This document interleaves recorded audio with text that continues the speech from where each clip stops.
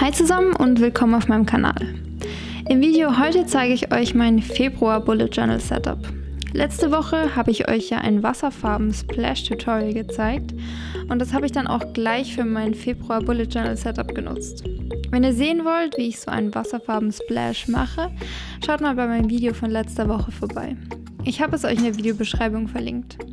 Was ich allerdings direkt bei der Coverseite von meinem Februar Bullet Journal Setup gemerkt habe, ist, dass das schon ein bisschen tricky wird, wenn man das auf einem etwas größeren Stück Papier, wie hier im Bullet Journal, machen will.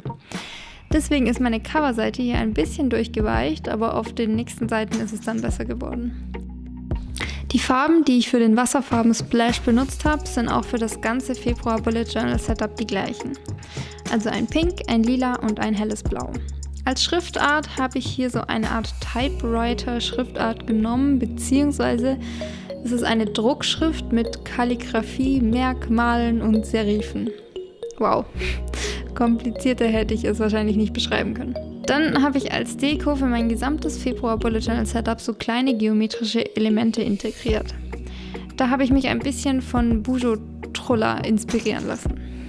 Für die Monatsübersicht in meinem Februar Bullet Journal Setup habe ich dieses Mal die Überschriften für meine Termine, meine Ziele und die Master-To-Do-Liste in die Mitte der Seite gemacht, anstatt in den oberen Rand. Ich glaube, ich muss demnächst mal wieder ein bisschen was an meinem gesamten Layout ändern. Ich habe das Gefühl, meine Seiten, also die Layouts für meine Seiten, sind jedes Mal die gleichen und irgendwie wird mir langsam langweilig. Mein Februar Bullet Journal Setup ist auch übrigens mein 12. Bullet Journal Setup auf YouTube.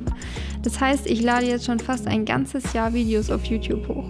Das ist so krass, ich dachte am Anfang, das halte ich eh nicht lange durch. Aber da kann man mal sehen, dass es mir doch ziemlich Spaß macht. Ich bin noch gerade am Überlegen, ob ich meinen YouTube-Kanalname von Tony's Bujo in einfach nur Tony umbenenne, da ich ja doch nicht nur Bullet Journal Videos mache und ich finde, da passt der Name dann nicht mehr zu 100%. Auf Instagram würde ich es aber bei Tony's Bujo belassen, weil ich da ja nur Bullet Journal Posts teile. Oder was meint ihr? Was ich auch überlegt hatte, ist ein paar meiner alten Themes seit letztem März nochmal zu machen bzw. zu überarbeiten. Oder findet ihr das doof? Würdet ihr euch lieber neue Theme-Ideen von mir wünschen? Wenn ihr auch gute Theme-Ideen habt, schreibt sie mir gerne in die Kommentare. Was ich auch gerne wissen würde, ist, was ihr euch abgesehen von meinen Monats- und Wochen-Bullet Journal Setups so an Videos von mir wünscht. Ich mache ja auch gerne Videos zum Thema Zeichnen und Malen, also wenn es da bestimmte Sachen gibt, zu denen ihr auch ein Tutorial wünschen würdet, dann lasst es mich gerne wissen. Aber zurück zu meinem Februar Bullet Journal Setup. Für meinen Social Media Tracker habe ich wieder mal Balken gemacht. Hier habe ich allerdings noch keine Zahlen zum Tracken dran geschrieben, weil ich das Video schon vor Weihnachten gefilmt habe und ich gar nicht wusste, welche Zahlen dann kurz vor Februar realistisch wären. Und dann ist es ja gerade bei mir sowieso echt komisch mit dem Wachsen auf Social Media. Zwischen Oktober und Dezember ging es bei mir auf YouTube richtig ab und dann, als ich meinen Upload-Tag von Montag auf Sonntag geändert habe, ist erstmal alles richtig eingebrochen. Auf Instagram ist es auch immer sehr komisch. An einem Tag kommen 10 neue Follower dazu, obwohl ich weder was gepostet noch mit anderen Posts interagiert habe.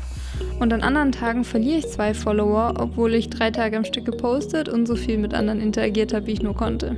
Aber naja, es gibt Wichtigeres im Leben. Ich hoffe, euch hat mein Februar Bullet Journal Setup gefallen und wenn ja, würde ich mich sehr über einen Daumen nach oben, einen Kommentar oder ein Abo freuen. Ansonsten sehe ich euch beim nächsten Mal.